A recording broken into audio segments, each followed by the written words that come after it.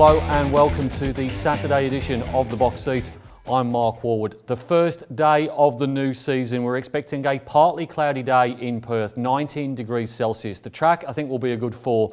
The rail, it will be at the 4 metre position.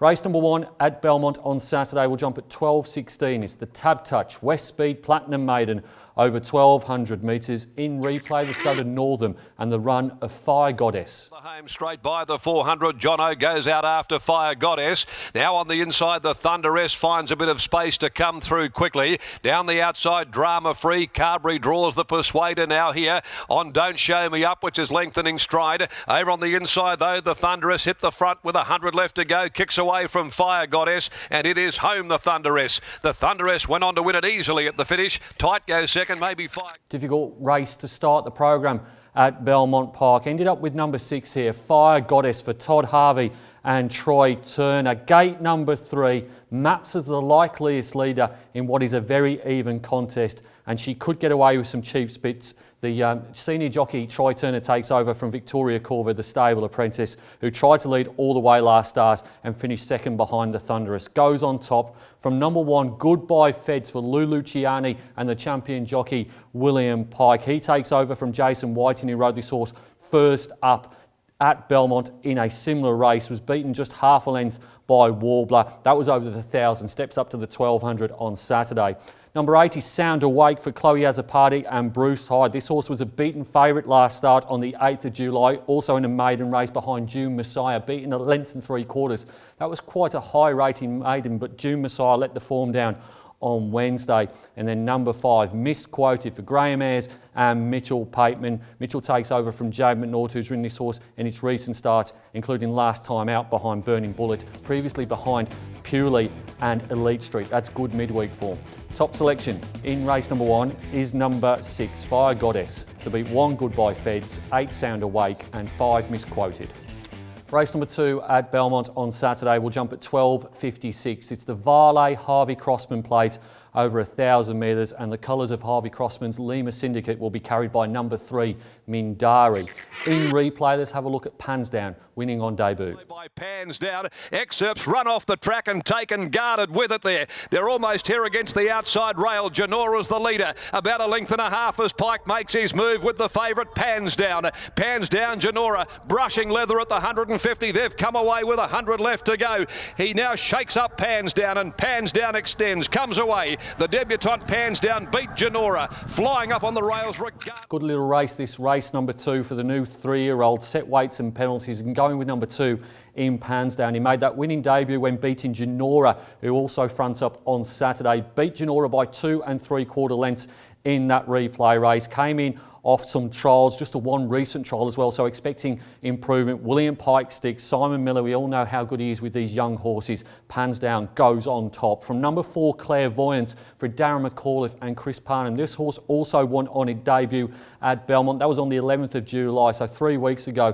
Beat All Day Session by 3/4 of a length, led all of the way, went off equal favourite. Not sure if necessarily they're going to get to the front here on Saturday with other horses engaged, but it does have gate number 1 and was very smart, winning first up.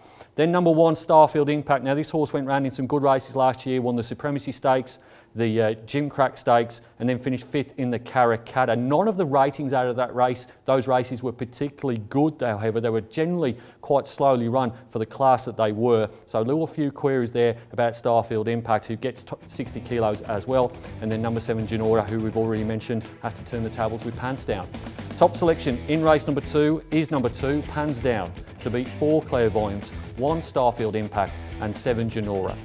Race number 3 at Belmont on Saturday will jump at 1:36. It's the Crown Perth Handicap over the staying trip of 2,100 metres, and in replay let's go back a couple of weeks and the run of Burning Pride. Run at the top of the home straight where they balance up. Nawar Daru, Bow Count, Kia Aura Star still there. Look at the dream run that Pike's getting with Sentimental Gift. Sentimental Gifts has gone right up on the inside, scraping the Dulux, and races away with 200 left to go. Oh, you're looking at absolute class personified here. He's coming away to make it a winning hat-trick in the first 3. Sentimental Gift by about 4 lengths. Burning Pride got through. These staying races in Perth are always tricky punting vehicles, but I think this is a very good opportunity for number 2, Burning Pride. Holly Taylor has taken over the training of this horse, gets gate number 1, and William Pike rides. That's pretty significant for this mare. She won 4 of her 5 starts last campaign when she teamed up with Pike, and all 6 of her wins from 27 starts have been with the Wizard in the saddle. Goes on top from number 8, Maraschino, who comes out of those 3-year-old races, the Guineas, the Aquanita and the Belmont Classic. Did try to lead all of the way in the Belmont Classic over 2,200 metres last time out. Was beaten 2 1/4 lengths by the impressive Chantrea. Gets gate number 3 here, will be on speed, possibly is your leader. Number 7 is Dart Prospect, who comes out of the Swan River Vast 2 starts ago, and then last time out in this grade was beaten 4 3/4 lengths by Sentimental Gift. Gate number 2 is there or thereabouts, and then number 1, Gangbuster. They make some gear changes here, just the Fernie camp. Blinkers on, winkers off. Has been a little bit disappointing this campaign, albeit at really big odds behind some smart horses, including Showmanship, but they put the claimer on here, Lucky Romalee. He claims down to 57. Top selection in race number 3 is number 2, Burning Pride, to beat 8 Maraschino, 7 Dart Prospect and 1 Gangbuster. Race number 4 at Belmont on Saturday will jump at 2:13. It's the Barry McGugan 70th birthday handicap over the 1,600 metres. Barry doesn't have a runner in the race, but a few of the trainers who he has horses with are engaged in this contest. In replay, let's have a look at the last start performance of Not to be Missed. Going around them now with the grey, and he's gone right back towards the inside with Fred Dagg finding trouble. Wrinkley rolling away from the fence as he normally does, leads the way. Giraft over on the inside, Not to be Missed is running on well. Further back is Gangbuster. It's Wrinkley, Giraft a length away, Not to be Missed. He's closing, but now Wrinkley lifts. Giraft comes again. Giraft, Wrinkley, they hit it. Wrinkley might have got the bob. Wrinkley. Not to be Missed has had 3 runs this campaign, gone off favourite or joint favourite in 2 of those. Has got place money, but yet to get the win money for the punters and the connections. So he's proving a little bit expensive to follow, but this just looked like his race. Last time out, as we saw in the replay, Wrinkley is very, very hard to run down, particularly when the tempo is a little bit slower than most people anticipated. I think that contributed to Not to be Missed defeat. I think here at the 1,600 metres in this grade, hard to beat. Goes on top from number 2, Prize Catch, who was very good first up, I thought, behind Showmanship. Now, was behind Not to be Missed in that race, beaten 2.5 lengths by Not to be Missed, but expecting improvement second up here, off a trial win as well when it beat Truly Great. Real good chance, I think, in each way prices. Number 8 is Giraft, who simply doesn't like Belmont. He's had 11 goes for 1 minor placing, and that was last time out in that slowly run race we saw in replay. If they run it slowly here, he could run into the minors. I just don't think he can beat Not to be Missed again. And then number 6, Fred Dagg. He stays at the 1,600 metres for the 3rd time. He comes out of the same race. Few queries about this horse. I'm really not sure what his best trip is, and I don't think the connections do either. Top selection in race number 4 is number 3, Not to be Missed, to beat 2 Prize Catch, 8 Giraft and 6 Fred Dagg.